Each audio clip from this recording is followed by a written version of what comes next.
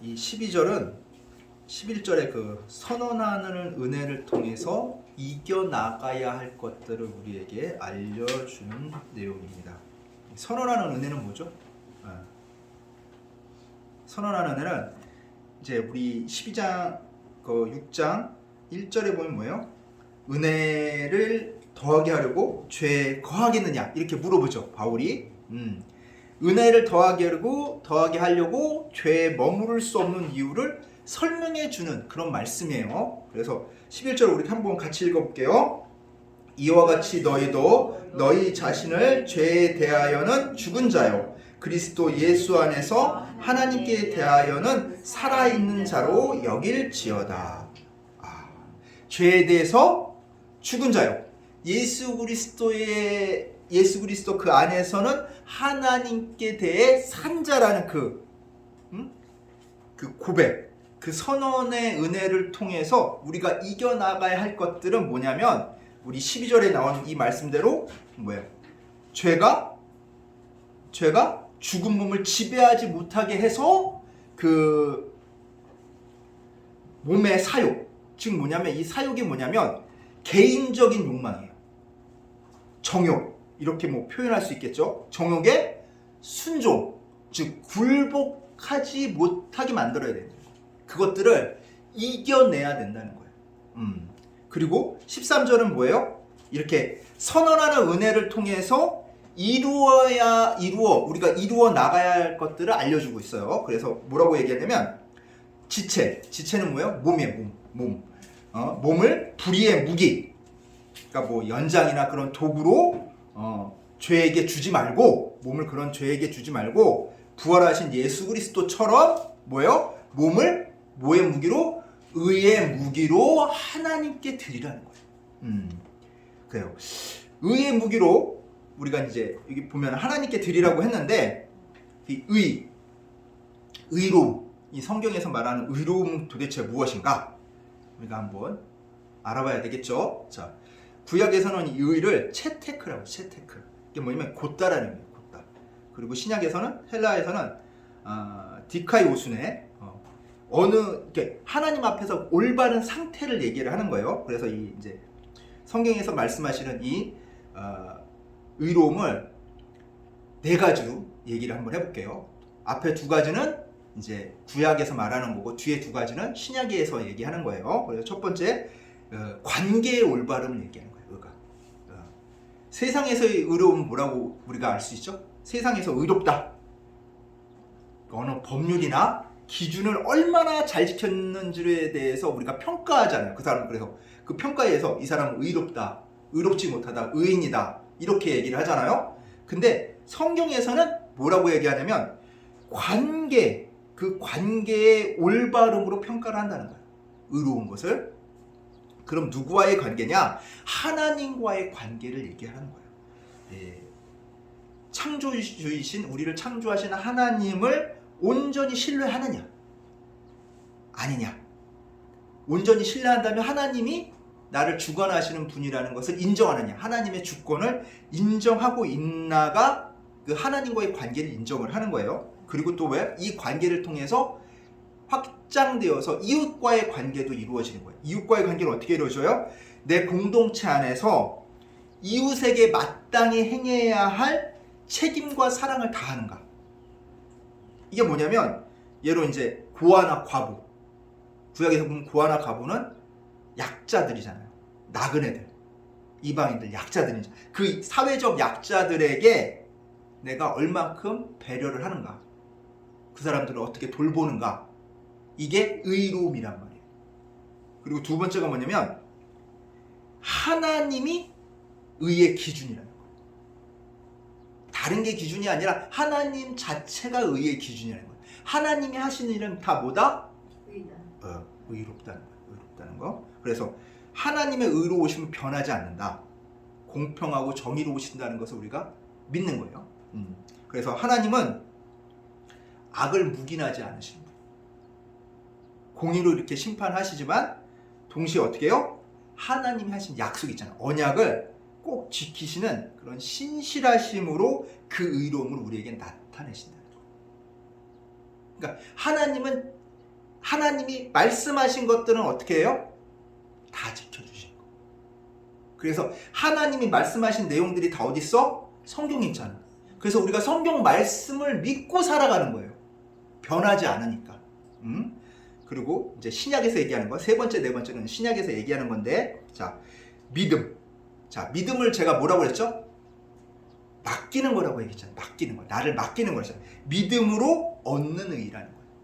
그러니까 예수 그리스도를 통해서 내가 구원을 받았다는 사실을 어떻게 돼요? 믿어야 되는 거야. 믿고 내가 어떻게 돼? 예수 그리스도를 구주로 인정을 하고 나를 어떻게 거기에 맡기는 거야. 주님께.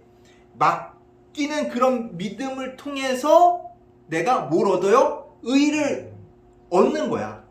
의롭다고 인정을 받는 거예요. 의롭지 못한데 너 그냥 의로운 사람이야 하고 인정을 해주시는 거야. 그렇게 얻는다고 그랬어요. 그래서 우리 로마서 3장 23절 한번 읽어볼까요? 3장 23절 한번 읽어주세요. 모든 사람이 죄를 범하였음에 하나님의 영광에 이르지 못하더니. 자, 아멘. 자, 뭐예요? 사람은 다 갓난아기도 마찬가지로 다 죄의 속성이 있기 때문에 어떻게 해? 어떤 행위를 하든 간에 의롭다고 인정받을 수가 없는 거야. 왜? 죄값을 치러야 되는데 그게 죽음이잖아. 죽음은 뭔 소용이 있어? 끝이잖아요. 네. 그래서 의롭다 인정을 받을 수 없는데 그게 어떻게 됐어요? 3장 24절 한번 읽어주세요. 그리스도 예수 안에 있는 속량으로 말미암아 하나님의 은혜로 값없이 의롭다 하심을 얻은 자 되었느니라. 아멘. 어떻게 됐어? 누구 덕분에? 예수. 그렇죠. 예수 그리스도. 예수 그리스도 안에는 그 속량, 예수 그리스도의 그 십자가 희생으로 말미암아 값없이 얻은 선물이라는 거예요. 우리의 뭐 노력이나 힘으로 이룰 수 있는 게 아니라는 거예요. 의라는 것은. 그래서 네 번째는 뭐냐면 그거를 삶을 통해 증명해내는 거예요. 내 삶을 통해서 내가 맡겼으면 내 삶이 변화가 되는 거예요. 그 변화되지 못했다면 변화된 게 내 삶을 통해서 드러나지 않는다면 나는 맡긴 게 아닌 거야. 맡기면 변화될 수밖에 없는 거야. 이건 규칙이에요. 그래서 삶을 통해 증명해내는 것을 좀 복잡한 말로 뭐라고 하냐면 성화라고 하는 게 성스럽게 변화된다는 뜻이에요. 성화된다고 하는 거예요. 그래서 믿음으로 의롭다 하심을 얻은 사람은 나 자신을 어떻게 해? 맡겼기 때문에 내 삶에서 삶의 열매로 그 의로움이 어떻게 돼? 나타난다는 거예요. 그래서 로마서랑 야고보서랑 거기 말하는 그 의로움이 다르지 않는 거야. 믿음이. 야고보서는 그 믿음을 믿었으면 네가 믿었으면 진짜 맡겼으면 네 삶이 변화된다는 것을 얘기해주고 있는 거예요. 그래서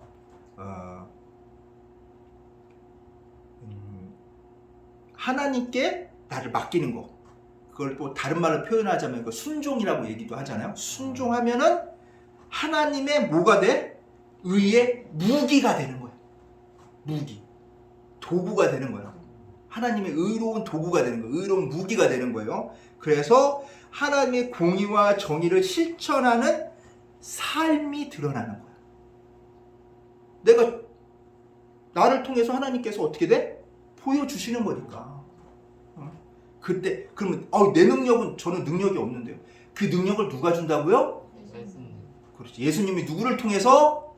성령님을 통해서 우리에게 준다는 거예요. 그래서 성령님께서 보혜사 성령님 도우시는 분으로 우리를 왜? 이렇게 성화된 삶을 살아갈 수 있도록 도와주신단 말이에요.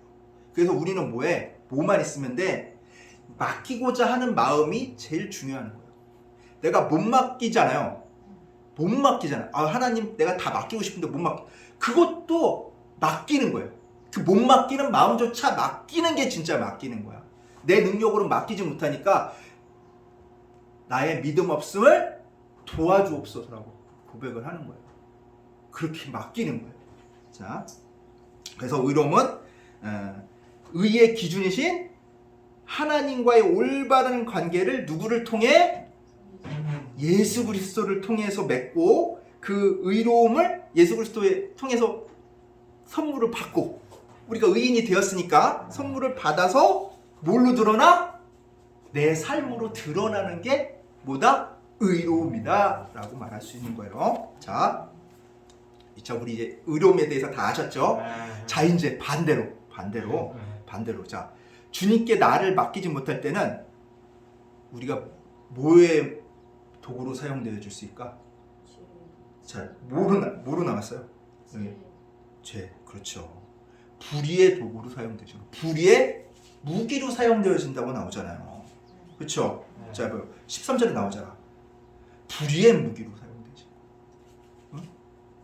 그 사용되어 줄 수 있다는 거예요. 내가 아무리 예수님 잘 믿고 막 교회 열심히 다닌다고 하고 막 성실하게 주님을 믿고 따른다고 하더라도 어느 순간 내가 주님께 나를 맡기지 못할 때 뭐의 도구로 사용해 주실 수 있어? 불의의 도구로, 악의 도구로 사용되어질 수 있단 말이에요. 응? 그걸 우리가 관가해서는 안 돼요. 그걸 조심해야 돼요. 아, 저 사람은 평소에 그런 사람이 아닌데? 근데 그때는 악의 도구로 사용되어져서 악한 말을 할 수 있다는 거예요. 왜? 여기 어떻게 나와 있어? 주님께 나를 맡기지 못하는 그 순간에 그런 일이 발생이 되는 거예요. 응? 예로 우리 18세기 말에 등장한 신학이 하나 있어요. 그게 뭐냐면 자유주의 신학이에요. 자유주의 신학. 말 좋잖아요. 자유. 막 가슴 쿵닥쿵닥 뜨게 하는 자유. 어? 근데 이 자유는 하나님으로부터의 자유예요. 이 자유주의 신학은 하나님 하나님 말씀의 그 성경을, 이 성경 자체를 하나님 말씀으로 받아들이지 않고 인간의 관점 중심으로 바라보는 거예요. 성경을 분석을 하는 거예요. 그래서 성경은 특정 역사적 배경 속에서 인간이 기록한 문서로 보고 역사적으로 분석하고 도덕적 가치의 종교로 이 기독교를 바라보는 거예요. 도덕적 가치로. 그래서 예수 그리스도가 전하는 하나님 나라는 이 땅에서 인간의 도덕적 노력으로 실현해야 할 윤리적 공동체로 해석을 해요. 그래서 기독교 본질을 예수 그리스도가 가르치신 그 도덕적 교훈 같은 거 있잖아요. 그걸로 단순화하는 거예요. 그러면서 이 땅 위에 하나님 나라 만들겠다고 하는데 그게 하나님 나라인가요? 아니잖아. 눈에 보이는 하나님 나라를 만들려고 했던 거야. 어떻게? 도덕적인 종교로 격화를 시켜서. 그래서 이 사회적 불평등이나 빈곤을 해결하라는 그런 윤리적 실천으로 바라봤어요, 기독교를. 자, 근데 이 자유주의 신학은 뭐예요? 인간의 이성과 도덕성으로 끊임없이 발전할 수 있다고 믿는 거예요.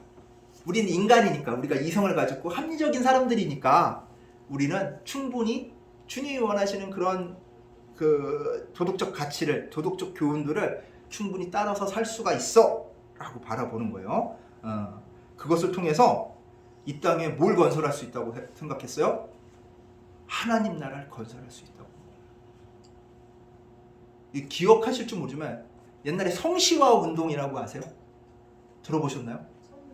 처음 들어봤어요? 뭐 대전을 성시화하자, 뭐 서울을 성시화하자, 그런 얘기 있었잖아요. 자, 오늘 말씀을 들어보니까 그게 얼마나 형맹랑한 얘기인지 알겠죠? 모르면 당하는 거야. 그게 옳은 것처럼 느껴지거든. 그럴듯하거든요. 악은 그렇게 다가와요. 조심을 해야 되는 거예요. 자, 그러면 이거 하나님께 그냥 놔두실까요? 아까 전에 어떻게 했어요? 악을 그냥 놔두시지 않는다고 그랬잖아요. 악을 성하게 만들어. 그 다음에 어떻게 돼요? 그거를 부셔버리시죠. 어떻게 부셔버리시냐면 하나님께서는 1차 세계대전을 통해서 그 악함을 무너뜨려 버렸어요. 자, 1차 세계대전 뭐 학교에서 다 배웠죠. 자, 인간의 이성으로 고도의 문명을 만들어냈잖아. 기계로 막 별별 거 다 하고 다 해냈는데 서로 누구를 믿어? 하나님 믿는다는 사람들끼리 싸웠어. 여기는 불교 믿고 이슬람교 믿고 하는 사람이랑 기독교랑 싸운 게 아니라 둘 다 하나님 믿는 사람들끼리 싸웠다니까요. 서로 하나님 믿는다면서 서로를 약 2천만 명이나 죽었어요. 엄청나게 죽었죠. 네. 그건 뭐 때문에 그래요? 하나님이 계셔야 할 자리를 은근슬쩍 뭘로 채웠어? 인간의 도덕성과 이상으로 바꾸어 놓은 거야. 응? 어떻게 돼요? 다 부셔버리셨죠. 야, 그래서 아까 전에 얘기했다시피 자유주의 신학의 그 자유는 뭐야? 하나님으로부터 벗어나는 자유. 자, 하나님으로부터 벗어나는 자유를 누린 사람이 누가 있어요? 아담과 하와가 있죠? 그 어떻게 됐어? 선악과 따먹었지. 하나님처럼 되려고. 결국 어떻게 됐어? 쫓겨났잖아. 그리고 막말로 얘기해서 개고생 하잖아요. 개고생. 인류가 개고생하는 그런 걸 열어주잖아요. 맞죠? 그런 거야. 악은. 왜? 악은 파괴가 목적이에요. 악은 잘 되게 하려는 게 목적이 아니라 하나님이 만들어 놓으신 세상, 하나님이 아름답다고 보시는 세상을 우리에게 줬다고. 우리 인간들에게 줬다고. 그게 미운 거야.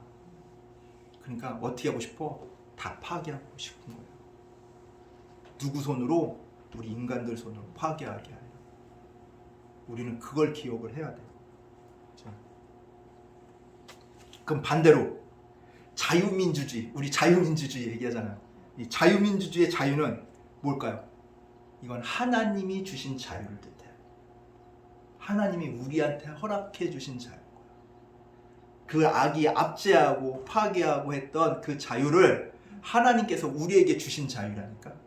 찾아서 그게 자유민주주의. 그래서 어떻게 해야 돼 우리는? 지켜야 되는 거예요. 꼭 지켜야 되는 거예요. 아까 전에 뭐라고 했어요? 악의 궁극적인 목적은 파괴라고 얘기했잖아요. 파괴. 구체적으로 뭐야? 하나님이 주신 것을 파괴하는 거.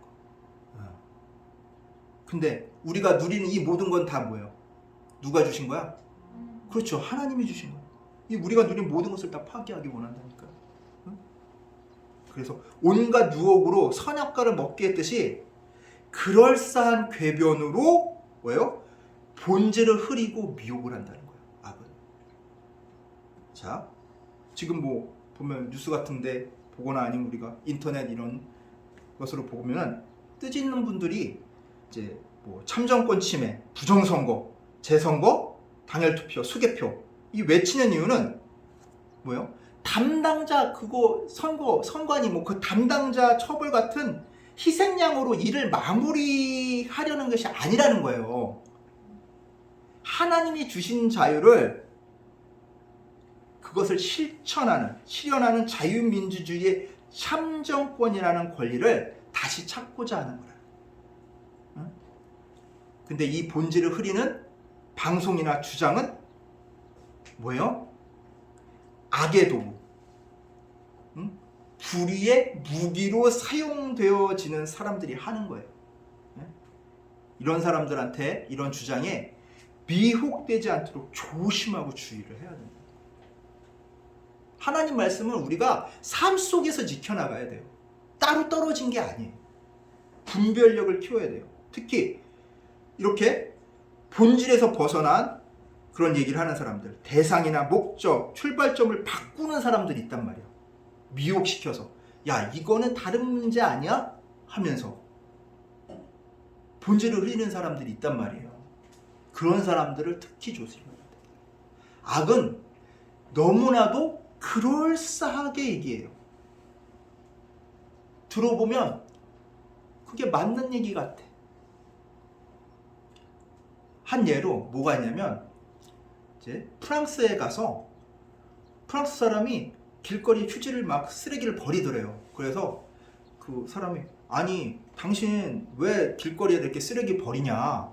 그러니까 그 프랑스 사람이 뭐라고 했는 줄 알아요? 내가 이 길거리에 이렇게 쓰레기 버리는 이유는 내가 편하자고 하는 것이 아니라 길거리에 청소하는 사람들이 쓰레기가 없으면 일자리를 잃는다는 거예요. 그래서 그 사람들의 일자리를 내가 보존해 주기 위해서 쓰레기를 버리는 거다. 얼핏 들으면 어떻게 돼요? 아니, 맞는 얘기잖아. 그 사람들을 위해 자기가 쓰레기를 버린다고 얘기하니까. 근데 뭐예요? 중요한 건 본질을 흐렸다는 거예요. 쓰레기가 있으니까 그분들이 고용된 거지만 쓰레기가 적어지면 다른 일을 하면 되잖아. 응? 그거 말고 거기에 뭐예요? 사람들이 내는 세금이 낭비된다는 거예요. 결국 자기가 유익을 위해서 그럴싸한 말로 남들을 미혹을 하는 거예요. 이게 악이에요. 악은 항상 그럴듯해요. 나한테 유익이 될 것 같아. 눈앞에 보이는 이익이란 말이에요. 뭐처럼? 선악과처럼 보기에도 좋고 먹기에도 좋게끔 탐스럽게 생겼단 말이에요. 지혜로울 것 같고 저걸 먹으면 저걸 따라서 하는 것이 내가 정말 올바른 일이라는 그런 인식을 갖게 할 만큼 사람들을 미혹한단 말이에요. 근데 우리가 세상을 내 시각으로 바라보면 이런 미혹에서 벗어날 수가 없다는 거야. 뭘로 바라봐야 돼? 그렇지. 하나님이 주신 시각으로 바라봐야 돼. 하나님이 주신 시각으로 바라보려면 어떻게 해야 돼? 나를 맡기는 수밖에 없어요. 나를 주님께 맡겨야 그 시각이 나한테 온다고. 그래야 내가 제대로 세상을 바라볼 수 있고 말씀을 바라볼 수 있고 주님 뜻대로 살아나갈 수 있는 거예요. 거기서 벗어나면 어떻게 돼요? 이 미혹의 영들이 계속해서 나에게 다가와서 유혹을 하게 되는 거예요. 그래서 14절에 이렇게 나오는 거예요. 자, 우리 14절 같이 읽어볼게요. 죄가 너희를 주장하지 못하리니 이는 너희가 법 아래 있지 아니하고 은혜 아래에 있음이라. 아멘. 뭐예요? 하나님의 무기가 된 우리들에게도 죄악은 끊임없이 자신들의 그 손아귀에 넣으려고 계속해서 유혹을 한다는 거예요.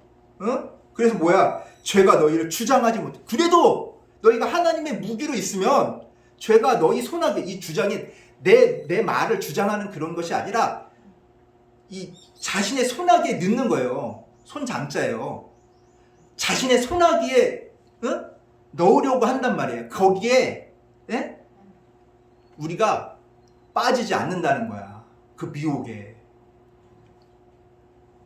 달라고 주장하는 것이 아니라 자신의 손아귀에 넣으려고 하는 것에 벗어날 수 있다고요.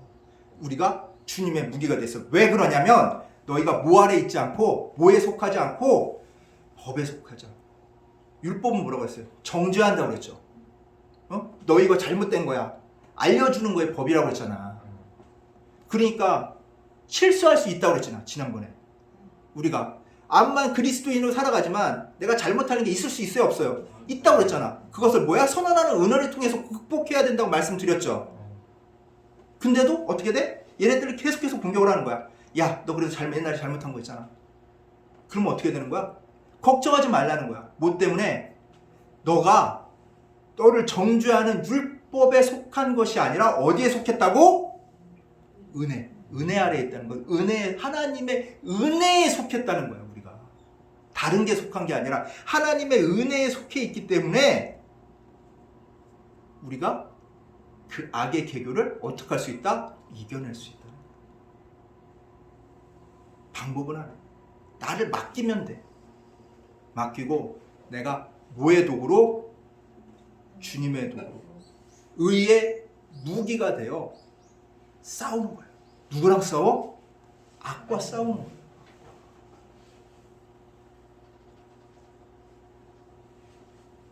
내 능력으로 악과 싸울까요? 아니. 내 능력으로 싸우는 거야. 누구의 능력으로? 그렇지. 하나님의 능력으로. 두려워할 필요 없어. 걱정할 필요 없어. 다 은혜 아래에 있기 때문에 하나님께서 나를 만들어 가시는 거야. 때론 내가 넘어지고 부족할 수 있지만 그것조차도 하나님께서 다 염두에 두시고 만들어 가신다는 거예요. 그래서 예수 그리스도를 통해 주신 의로움을 삶으로, 우리 삶으로 드러냄을 통해서 하나님이 주신 그 자유의 가치를 지켜나가는 의로운 부부가 되시기를 간절히 축원합니다. 기도하겠습니다. 사랑과 은혜가 가득하신 하나님 아버지 감사합니다. 오늘 말씀을 통해 우리가 의로움의 도구, 의의 도구가 될 수 있도록 주여 이끌어 주시니 감사드립니다. 주님의 의의 도구로서 주님의 그 무기가 되어 악과 대적하며 그들을 눌러 없애는 저희들 될 수 있도록 주여 이끌어 주시옵소서, 만들어 주시옵소서. 감사드리며 우리 주 예수 그리스도의 이름으로 기도드리옵나이다. 아멘. 찬송가 50장 부르시면서 준비하신 예물 드리시겠습니다. 찬송가 50장입니다.